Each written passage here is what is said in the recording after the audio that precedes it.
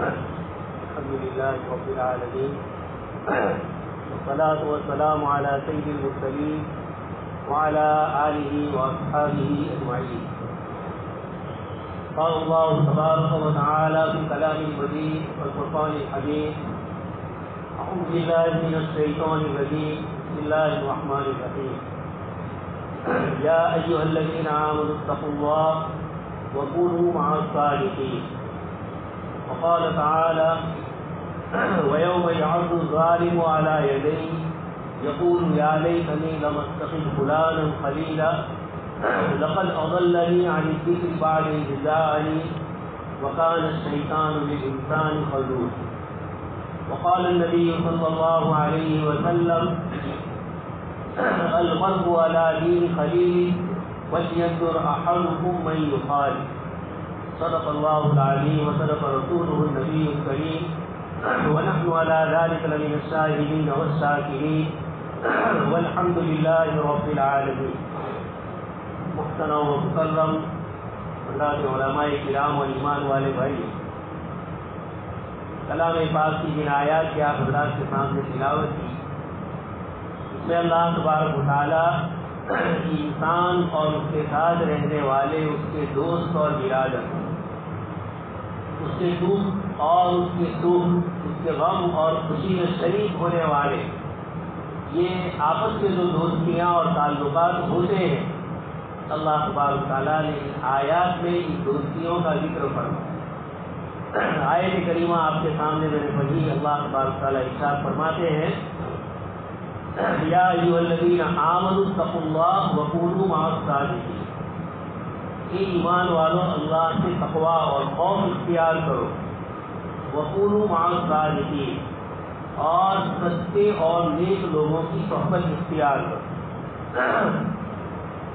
کلام پاک میں مختلف آیتوں میں اللہ تبارک تعالیٰ نے دونوں قسم کی دوستیوں کا ذکر فرمایا ہے.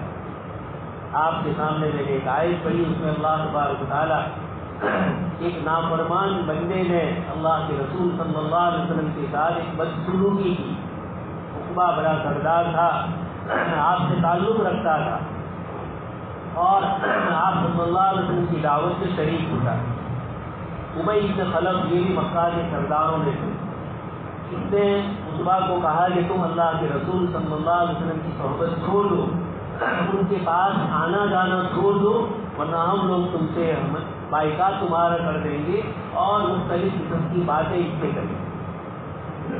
اور یہ کہا کہ جب تک تم اللہ کے رسول صلی اللہ علیہ وسلم کی توحید نہیں کرو گے، ہم تم پر یقین نہیں کریں. اس کی بنیاد پر عقبہ سے کچھ بے ادبی ہوئی. اللہ پاک نے ان آیات سے اسی کی طرف اشارہ فرمایا: وَيَوْمَ يَعَضُّ الظَّالِمُ عَلَى يَدَيْهِ. قیامت کے دن ظالم اپنے منہ میں انگلی رکھے گا، مراد افسوس کرے گا. یا لیتنی لم اتخذ فلانا خلیلا. کاش کہ میں فلانے کو دوست نہ بنا. لقد اضلنی عن الذکر. اس نے مجھے قرآن کریم سے بے توجہ کر دیا، گمراہ کر دیا، قرآن کی دعوت سے نہیں چلایا. لقد اضلنی عن الذکر. میرے پاس اللہ کے نبی صلی اللہ علیہ وسلم کی وحی کے آنے کے بعد ہی میں نے اس کو نہیں مانا. لقد اضلنی عن الذکر بعد اذ جاءنی. آج اللہ پاک فرماتے ہیں شیطان اس طرح انسان کو رسوا کرتا ہے.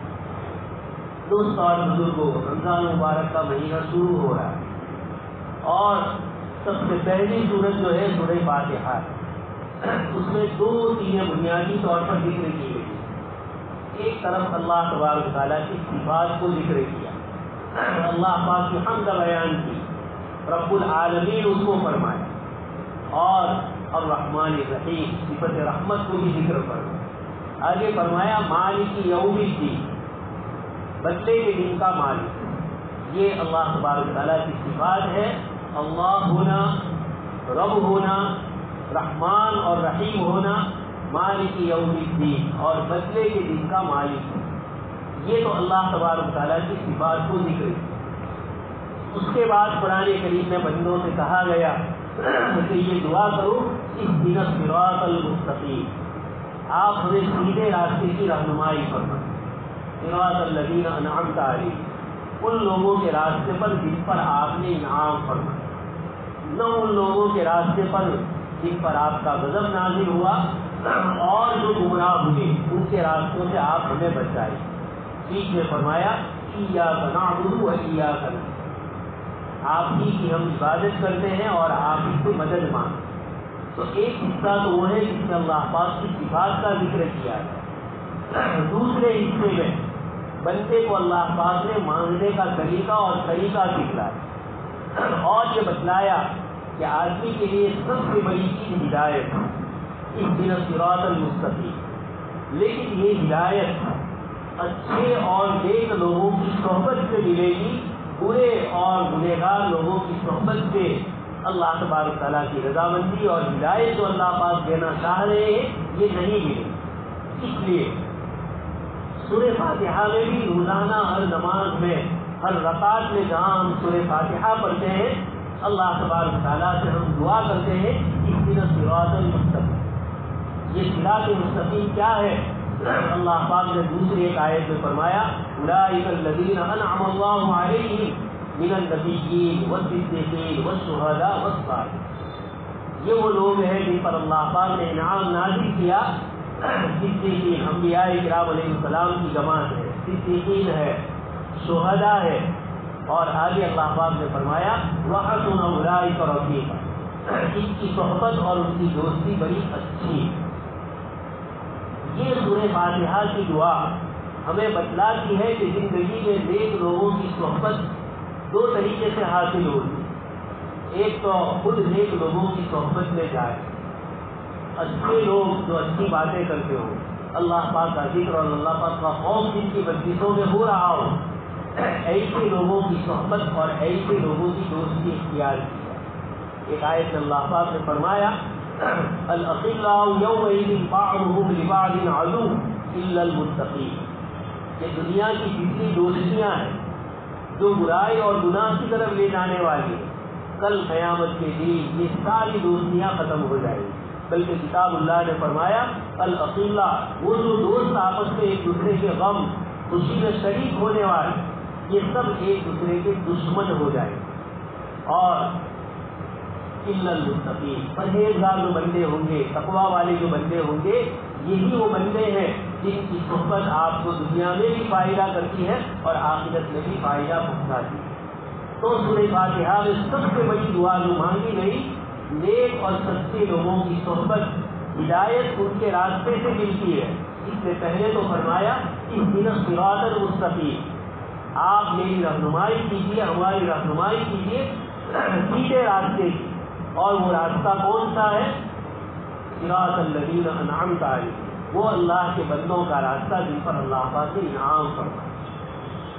اور آپ کے سامنے دوسری آیت پڑھی جس میں اللہ پاک نے بتلا دیا یہ اللہ کے انعام والے بندے کون سے ہیں، ان کا ذکر فرمایا۔ اور اللہ پاک کے نافرمان بندے کون سے ہیں؟ المغضوب علیہم ولا الضالین، جن پر اللہ پاک کا غضب نازل ہوا اور جو راستے سے ہدایت سے گمراہ ہو۔ یہ دونوں آیتیں صحابہ کرام نے جناب نبی اکرم صلی اللہ علیہ وسلم سے پوچھا کہ یہ جو صراط مستقیم اللہ پاک کی طرف سے ہمیں دعا منگوائی گئی اور اس کے اندر جن لوگوں سے روکا گیا، المغضوب سے کون مراد؟ آپ صلی اللہ علیہ وسلم نے فرمایا یہ یہودی مراد، وباءوا بغضب علی غضب، اللہ پاک کا غضب ان کے ساتھ لگ گئے۔ اور دوسری الضالین، اس سے کون مراد ہے؟ تو آپ صلی اللہ علیہ وسلم نے فرمایا یہ عیسائی مراد ہے۔ تو یہودی اور عیسائی جن کو سچی اور صحیح کتابیں دی گئی تھی، لیکن انہوں نے اس راستے کو چھوڑا اور اللہ کے نافرمان بندوں والا راستہ اپنایا، تو ہر مسلمان سے نماز کی ہر رکعت میں صراط مستقیم منگوانے کے ساتھ بری دوستی سے بچنے کی بھی اللہ تبارک تعالیٰ دعا فرمائے۔ بروں کی صحبت سے بچنے کا سورہ فاتحہ کا یہ مضمون روزانہ ہمیں اپنی نماز کے اندر یاد دلا۔ صحابہ کرام جن کو صحابی کہا جاتا ہے، جنہوں نے ایمان کی حالت میں جناب نبی اکرم صلی اللہ علیہ وسلم کو دیکھا اور ایمان کی حالت میں وہ دنیا سے رخصت ہو، ایک سیکنڈ 2 سیکنڈ کے لیے بھی اگر کوئی حضور سے ملنے کے لیے آیا ایمان کی حالت میں، اور پھر کبھی ملاقات نہیں ہوئی، تب بھی ان کو کہا جاتا ہے صحابی، اس لیے کہ اللہ کے نبی کی صحبت ان کو بھی، یہ اتنا بڑا عظیم اللہ تبارک تعالیٰ کی طرف سے انعام ہے کہ صحابہ کرام اس صحبت کی بنیاد پر ایسے مشہور ہو گئے کہ عقائد کی کتابوں میں یہ ذکر کیا گیا کہ انبیاء کرام علیہ السلام کے بعد اگر کسی کا درجہ ہے تو وہ حضرات صحابہ کرام، ان کی عبادت چاہے کم ہو دوسروں کے مقابلے میں، لیکن اس کے باوجود ان کا اخلاص اور اللہ کے نبی صلی اللہ علیہ وسلم کی صحبت اس نے ان کو اتنا بڑا بنا دیا کہ ہمارے عقائد کی کتابوں میں علماء کرام نے اور حدیث شریف کے اصول میں لکھا الصحابۃ کلھم عادل، کہ صحابہ کرام سب کے سب عادل اور نیک ہے۔ یہاں عادل کا معنی انصاف والا نہیں ہے، عادل کا معنی نیک اور پرہیزگار۔ تو صحابہ کرام کے متعلق حدیث شریف میں جب ثابت ہو جائے کہ یہ روایت فلاں صحابی تھے تو پھر اس پر کوئی ذرا اور تعریف، اس کے اوپر کوئی اپنی طرف سے تحقیق اور ریسرچ نہیں کرنا ہے۔ صحابیت ثابت ہو گئی تو پھر اللہ کے رسول صلی اللہ علیہ وسلم کی صحبت کا اثر یہ رہا کہ ان کے اوپر حدیث شریف کی جانچ پڑتال میں ان کا صحابی ہونا ثابت ہونے کے بعد کوئی تحقیق نہیں کی۔ یہ سب کیوں برکتیں ہیں؟ یہ صحبت کی برکت ہے۔ جناب نبی اکرم صلی اللہ علیہ وسلم کی صحبت حضرات صحابہ کرام کو حاصل ہوئی، اور کتاب اللہ نے جب یہ آیت ذکر فرمائی یا ایھا الذین آمنوا اتقوا اللہ وکونوا مع الصادقین، قرآن کریم قیامت تک کی انسانیت کے لیے اللہ پاک کی طرف سے نازل ہوئی۔ اس لیے کوئی یہ اشکال کرے کہ ہمیں تو نیک اور اچھے لوگوں کی صحبت اختیار کرنی ہے لیکن اب دنیا میں نیک اور اچھے لوگ باقی نہیں رہے، تو یہ غلط ہو۔ اللہ پاک جب ہمیں کہہ رہا ہے اور قیامت تک کے انسانوں کو کہہ رہا ہے کہ تقویٰ اختیار کرو اور اچھے لوگوں کی صحبت اختیار کرو، تو جو ذات ہمیں حکم دے رہی ہے وہی خود انتظام فرمائے گی سچے لوگوں، ہاں ہمیں تلاش کرنا ہوگا۔ اس لیے حدیث شریف میں فرمایا جب اس کی مجلس میں بیٹھو تو اللہ کی یاد آئے، یہ متقی اور پرہیزگار، آخرت کا خوف پیدا ہو، دنیا اور دنیا کی لایعانی چیزوں سے پرہیز ہو رہا ہو، یہ ہے آمنوا اتقوا۔ حضرت شیخ سعدی رحمۃ اللہ علیہ ایک چھوٹا سا قصہ ذکر کرتے ہیں، مثال ہے کہاوت کے طور پر کہ ایک مرتبہ غسل خانے میں مٹی ہاتھ سے مل رہا ہے، صابن ہوگا مٹی جیسا، اس میں خوشبو تھی یا حقیقت میں مٹی ہو، تو شیخ سعدی فرماتے میں نے اس سے پوچھا کہ تو ایک مٹی ہے اور تیرے اندر سے اتنی اچھی خوشبو کہاں سے آئے؟ تو وہ فارسی میں شعر میں جواب میں کیا ہے، یہ مٹی کہتی ہے کہ میں تو مٹی ہی ہوں لیکن گلاب اور دوسرے پھول جو ہے ان کی خوشبو نے مجھے بھی خوشبودار بنایا۔ یہ ایک حصی اور ظاہری مثال ہے، آپ کسی بھی خوشبودار چیز کو تھوڑی دیر کے لیے کسی چیز میں رکھیے اور پھر ہٹا لیجیے، اس جگہ سے بھی خوشبو آئے، کپڑے پر اس طرح لگایا اڑ گیا لیکن اس کے باوجود ہلکی سی خوشبو اس کے اندر سے آئے۔ یہ کس کی آئی؟ اس کی صحبت تھوڑی دیر ہمارے ساتھ رہی تو ہمارے کپڑے اور بدن سے خوشبو آ گئی۔ جناب نبی اکرم صلی اللہ علیہ وسلم نے ہمیں اسی لیے اچھی صحبت اور بری صحبت کی مثال سمجھا کر بتلایا۔ مثل الجلیس الصالح، آپ صلی اللہ علیہ وسلم فرماتے ہیں کہ نیک اور اچھے دوست کی مثال ایسی ہے جیسے کوئی عطر بیچنے والا، خوشبو بیچنے والا، آپ اس کے پاس کھڑے رہیں گے تب بھی خوشبو محسوس ہو، اگر آپ اس سے خریدیں گے اور استعمال کریں گے تب بھی ہے۔ اور برے دوست کی مثال آپ صلی اللہ علیہ وسلم نے فرمائی کہ برے دوست کی مثال جیسے لوہاری کا کام کرنے والا جو آگ کے اندر لوہے کو رکھ کر اس کو اچھی طریقے سے صاف کر لیکن اندر سے گرد و غبار اڑتا ہے اور وہ ہمارے جسم سے لگتی ہے، اور اس طرح کی دوسری جتنی بھی چیزیں جس کا ظاہری اثر جسم پر آ جاتا ہے۔ آپ صلی اللہ علیہ وسلم نے فرمایا برے دوست کی مثال بھی ایسی ہی، جب مٹی اور ایک چھوٹا سا گلاب کا پتا آپ نے کسی کاغذ کے اندر رکھ دیا، کپڑے میں رکھ دیا کپور کو، اور کافور کو بعد میں نکالتے ہیں کپڑے میں سے خوشبو آئی، کافور نہیں رہا لیکن اس کی خوشبو اس کے اندر رہی، یہ ہے صحبت، یہ ہے کسی سے ملنا جلنا اور اس کی صحبت کی بنیاد پر آدمی اچھا بھی بچتا ہے اور بگڑتا بھی۔ اس لیے اس منافق نے، اس مشرک نے جو جناب نبی اکرم صلی اللہ علیہ وسلم کی توہین کی تھی، اللہ پاک فرماتے ہیں قیامت کے دن وہ یہ کہے گا وَيَوْمَ يَعَضُّ الظَّالِمُ عَلَىٰ يَدَيْهِ يَقُولُ يَا لَيْتَنِي لَمْ أَتَّخِذْ فُلَانًا خَلِيلًا، کاش کہ میں فلانے کو دوست نہ بنا، لقد اضلنی عن الذکر، اس نے مجھے اللہ کی یاد سے گمراہ کر۔ دوستوں اور بزرگوں، پہلے زمانے میں انسانوں کی صحبتیں ہوئی، آج کی ہو رہی ہے، لیکن زیادہ تر وقت موبائل کی صحبت میں گزر۔ ہر انسان، پہلے تو یہ تھا کہ کچھ نوجوان استعمال کر لیتے، اب تو بڑے بوڑھے چھوٹے سبھی اس کو استعمال کرتے۔ کتاب اللہ نے فرمایا کہ ایمان والوں تقوی اختیار کرو اور سچوں کی صحبت اختیار کرو، اور اگر رات دن ہم اس قسم کی صحبتوں میں رہیں گے تو یقیناً اعمال صالحہ میں کمی پیش آئے۔ وقت اللہ پاک کی ایک بہت بڑی دولت اور نعمت ہے۔ والعصر، اللہ پاک نے زمانے کی قسم کھائی، والشمس وضحاها، سورج اور اس کی روشنی کی قسم کھائی، رات کی تاریکی کی قسم کھائی۔ یہ ساری قسمیں کھا کر اوقات بتلائے کہ انسان اپنے وقت کی صحیح قدر کرنے والا بنے۔